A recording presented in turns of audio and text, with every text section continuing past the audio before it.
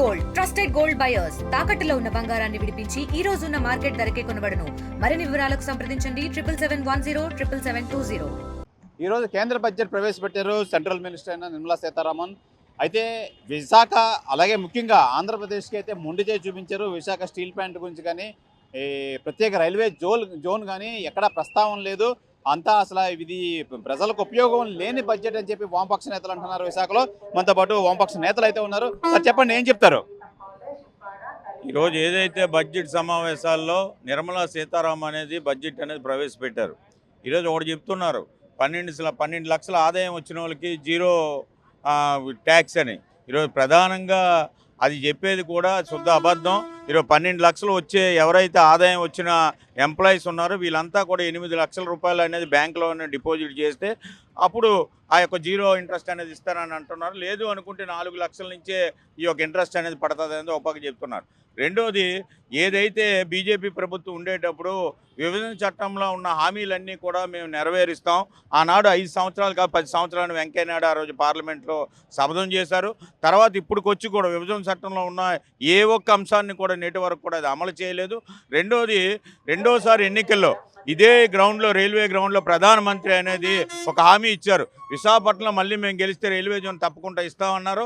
ఆ 5 ఏళ్ళు కూడా అలా గడిచిన తర్వాత మొన్న ఎవరైతే కూటమి ప్రభుత్వం వచ్చిన తర్వాత ఇక్కడ మీటింగ్ కూడా పెట్టారు. ఆయన రోడ్ షో అనేది ఈరోజు పవన్ కళ్యాణ్ కానీ చంద్రబాబు నాయుడు కానీ ప్రధానమంత్రి కానీ వ్యాన్లో ఎక్కి రోడ్ షో చెప్పి టాటా చెప్పి అక్కడికి వెళ్ళిన తర్వాత కనీసం ఈ రాష్ట్ర ముఖ్యమంత్రి ఈ ఆంధ్రాకు సంబంధించి ఏదైతే రైల్వే జోన్ అనేది మీకు ఆ రోజు వైసీపీ ప్రభుత్వం భూమి కేటాయింపు లేదన్నారు. ఈరోజు భూమి కేటాయించారు, 55 ఎకరాలు 6 లెవెల్ అనేది కేటాయించారు. మరి కేటాయించిన తర్వాత రైల్వే జోన్ గురించి ఏదో బటన్ నొక్కారు తప్ప దానికి సంబంధించి ఇప్పుడు పార్లమెంట్లో ఆ యొక్క బడ్జెట్ సమావేశంలో ఎటువంటి బిల్లు అనేది ప్రవేశపెట్టలేదు.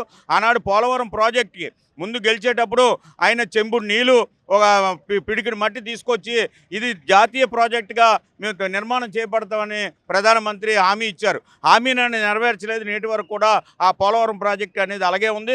ఆ పోలవరం ప్రాజెక్టు అనేది నిర్మాణం పూర్తయితే సాగునీరు తాగునీరుకి అనేది ఇబ్బంది లేకుండా ఉంటుంది అనేది కూడా ఈరోజు ప్రభుత్వం అనేది దాని మీద కూడా ఇక్కడ ఏ ఒక్క విషయం మీద బడ్జెట్ మీద అనేది రాలేదు. అంతా కూడా గుండు సున్నా, రాష్ట్రానికి సంబంధించి గుండు సున్నా చేశారు.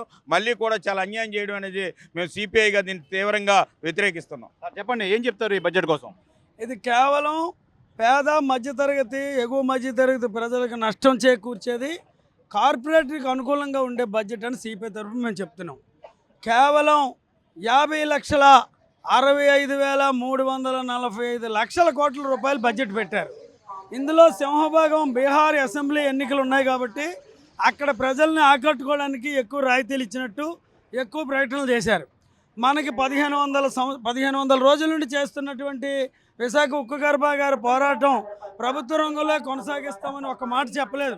ప్రధానమంత్రి స్వయంగా ఇక్కడ ప్రకటన చేశారు, విశాఖపట్నం కేంద్రంగా దక్షిణ కోస్తా రైల్వే జోన్ ఏర్పాటు చేస్తామని. 10 ఏళ్ళు అయింది. మొన్న జనవరి 8న జోనల్ కార్యాలయానికి శంకుస్థాపన చేశారు. ఈ 10 సంవత్సరాలు ఇక్కడ జోనల్ కార్యాలయం పెట్టాలి, పనులు ప్రారంభించాలని చెప్పినా రూపాయి కూడా పెట్టలేదు. ఈ బడ్జెట్లో కూడా 1 రూపాయి పెట్టలేదు. జీవనాడి ఆంధ్రప్రదేశ్కి అయినటువంటి పోలవరం ప్రాజెక్టుకి 1 రూపాయి ఇవ్వలేదు. ఇవన్నీ పేదలకి అన్యాయం, మరొకసారి ఆంధ్రప్రదేశ్ రాష్ట్ర ప్రజలకు అన్యాయం, పెట్టుబడిదారులకు అనుకూలమైనటువంటి బడ్జెట్ ఇది. దీన్ని తీవ్రంగా వ్యతిరేకిస్తున్నాం. ఇప్పుడైనా అనుబంధ బడ్జెట్లో విశాఖ కేంద్రంగా రైల్వే జోన్కి ఎప్పటి నుండి మీరు నిధులు ఇస్తారు, ఎప్పటి విధి విధానాలు రూపొందించి మీరు పనులు ప్రారంభిస్తారో చెప్పాల్సిందిగా సిపిఐ తరఫున మేము డిమాండ్ చేస్తున్నాం. చెప్పండి, ఏం చెప్తారు ఈ బడ్జెట్ కోసం? విశాఖ ప్రజలకు ఎంతవరకు మేలు జరుగుతుందంటారు? ఇది ఈరోజు కేంద్ర ఆర్థిక మంత్రి నిర్మలా సీతారామన్ గారు ప్రవేశపెట్టిన బడ్జెట్ ఏదైతే ఉందో ఇది అంకెల గారడీని తలపిస్తూ ఉంది తప్పించి ఈరోజు పేద సామాన్య ప్రజలను అడ్డి విరిచి కార్పొరేట్లకు ఊడిగం చేసేటువంటి పద్ధతుల్లో ఈరోజు బడ్జెట్ ఉన్నది. ముఖ్యంగా ఆంధ్ర రాష్ట్రానికి తీవ్రమైనటువంటి అన్యాయం చేశారు.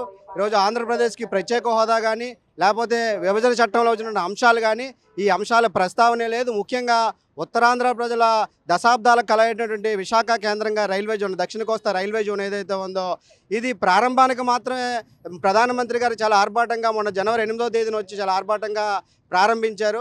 ఈ ప్రారంభాలకి లేకపోతే ఆర్భాటాలకే పరిమితం అవుతున్నవారు తప్ప చిత్తశుద్ధితో ఈ రైల్వే జోన్ యొక్క కార్యకలాపాలు ప్రక్రియని ప్రారంభించి ముందుకు తీసుకెళ్లడంలో పూర్తిగా వైఫల్యం చెందారు. ఈ అన్ని అంశాలని ప్రస్తావించవలసిన కూటమి ప్రభుత్వం ఈరోజు చంద్రబాబు నాయుడు నాయకత్వంలో ఉన్నటువంటి ఎంపీలతోనే ఈరోజు కేంద్రంలో నరేంద్ర మోడీ సర్కార్ అనేది మనుగడ కొనసాగిస్తూ ఉంది. ఈరోజు చంద్రబాబు నాయుడు ఎందుకు నిమ్మక నీరెత్తినట్టు వ్యవహరిస్తున్నారో మాకైతే అర్థం కానటువంటి పరిస్థితి.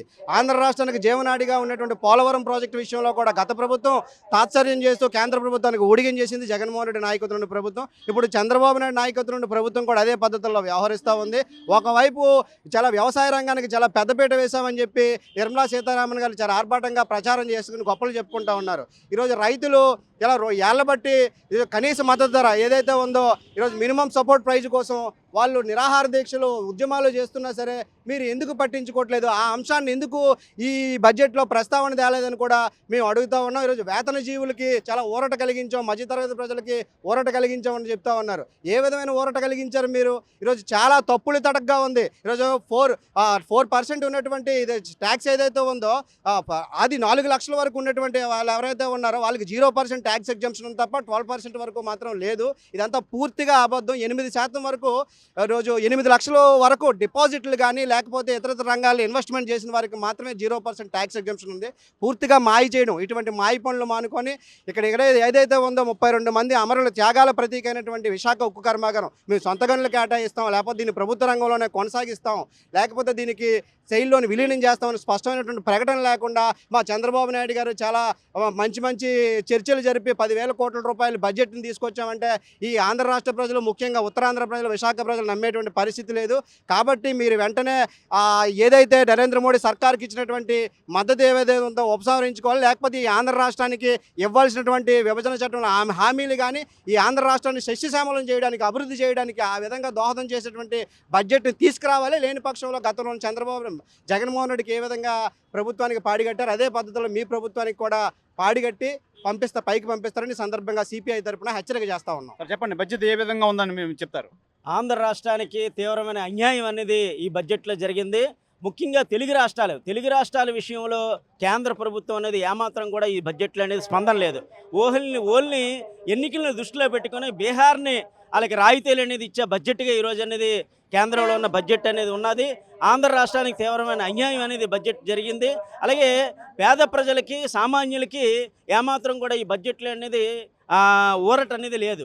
ఓన్లీ కార్పొరేట్లకి, ఎవరైతే ధనికులు ఉన్నారో, పారిశ్రామికవేత్తలు ఉన్నారో వాళ్ళకు అనుకూలంగా బడ్జెట్ అనేది రూపొందించేయడం అనేది జరిగింది. అలాగే విభజన చట్టంలో హామీ అనేది కేంద్రంలో ఉన్న ప్రభుత్వం అనేది ఆంధ్ర రాష్ట్రం అనేది ముక్కలైపోయిన తర్వాత ఈరోజు విభజన చట్టంలో ఏ ఒక్క హామీని కూడా కేంద్రంలోని ఇన్ని బడ్జెట్లు ప్రవేశపెడుతున్నారు, కానీ ఏ ఒక్క బడ్జెట్లో కూడాను ఆయనకి నిధులు అనేది కేటాయించట్లే. పోలవరం అనేది దాదాపు చిన్నప్పటి నుంచి కూడా ఈరోజు పోలవరం ప్రాజెక్ట్ అనేది దానికి నిధులు అనేది కేటాయించట్లేదు.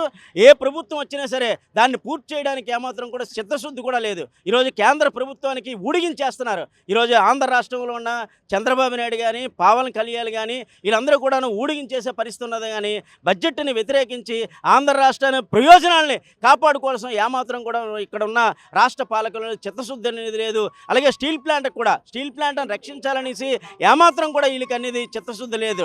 ఆంధ్ర రాష్ట్రానికి తలమానికంగా ఉన్న విశాఖపట్నం స్టీల్ ప్లాంట్ని అది ప్రభుత్వ రంగ పరిశ్రమలుగా ఉండాలనేసి దాదాపు అనేక సంవత్సరాల నుంచి పోరాడుతున్నప్పటికీ కూడా దాని ఏమాత్రం కూడా నిధులు అనేది కేటాయించట్లేదు. అది దాదాపు 11,400 కోట్లు అది నిధులు కేటాయించారంటే దానికి అప్పులకే సరిపోతున్నాయి తప్ప జీతాలు కూడా ఇచ్చే పరిస్థితి అనేది లేదు. దాదాపు 2-3 నెలల నుంచి కూడాను కార్మికులకు జీతభత్యాలు కూడా లేని పరిస్థితి అనేది ఉంది. అందువల్ల ఆంధ్ర రాష్ట్రానికి తీవ్రమైన అన్యాయం జరిగింది. ఈరోజు ఇక్కడ ఉన్న పాలకులు కానీ, ఎమ్మెల్యే కానీ, ఎంపీలు కానీ వీళ్ళందరూ కూడా ఈ బడ్జెట్ను పూర్తిగా వ్యతిరేకించాలని ఈ సందర్భంగా తెలియజేస్తా ఉన్నాం. చెప్పండి, అసలు యువకులకు కానీ విశాఖ ఆంధ్ర ప్రజలకు కానీ ఏమైనా ఉపయోగపడుతుంది బడ్జెట్? ఖచ్చితంగా ఈ బడ్జెట్ ఆంధ్ర రాష్ట్ర ప్రజల్ని నిట్టనెలో ముంచారని చెప్పి మేము అభిప్రాయపడుతున్నాం. ఏదైతే రాష్ట్రంలో కానీ యువతకు సంబంధించి ఉపాధి అవకాశాలు కానీ, విద్యార్థులకి మెరుగైన విద్య దొరికేది కానీ ఎక్కడ నిధులు కూడా కేటాయించలేదు ప్రభుత్వం. కేవలం బీహార్కే పరిమితం అయ్యింది. ఇటు ఉద్యోగస్తులకి ఏది తగ్గించామని చెప్తా ఉన్నారు కానీ అది కూడా 12,75,000 రూపాయలు ఉన్నంత వరకు ఎటువంటి ట్యాక్స్ పడదట. 25,000 పెరిగితే మాత్రం 75,000 రూపాయలు ట్యాక్స్ వసూలు చేసుకునే పద్ధతిలో ఈరోజు చూపిస్తూ ఉన్నారు. ఇచ్చిన ఏదైతే స్లాబులు ఇచ్చారో ఖచ్చితంగా ఆంధ్ర రాష్ట్ర ప్రజల్ని అన్యాయం చేస్తూ ఉన్నారు. ఇటు చంద్రబాబు నాయుడు, పవన్ కళ్యాణ్ గారు ఎన్డీఏ కూటమిలో మనకు కీలకంగా ఉందని చెప్పినా కేవలం వీళ్ళకు ఉన్నటువంటి వ్యక్తిగత కేసుల వల్ల ఎన్డీఏ ప్రభుత్వం ద్వారా ఆంధ్ర రాష్ట్ర యొక్క హక్కులను, మన యొక్క ఆత్మగౌరవాన్ని ఢిల్లీ బీజేపీ పెద్దలు మోకాల ధర తాకట్టు పెట్టారని చెప్పేసి మేము స్పష్టంగా చెప్తా ఉన్నాము. ఖచ్చితంగా ఏదైతే బడ్జెట్ ఉందో ఈ బడ్జెట్ సంబంధించి వీళ్ళు మనం మోసం చేశారు. ఒకవైపు బీజేపీ వాళ్ళు చెప్తా ఉన్నారు, బీజేపీ జీవీఎల్ నరసింహారావు అంటున్నాడు మీ బడ్జెట్కి ముందే మీకు మంచి బంపర్ ఆఫర్ ప్రకటించాడు, సిగ్గుందా అన్నట్టు జీవీఎల్ నరసింహారావు గారు అడుగుతా ఉన్నాము.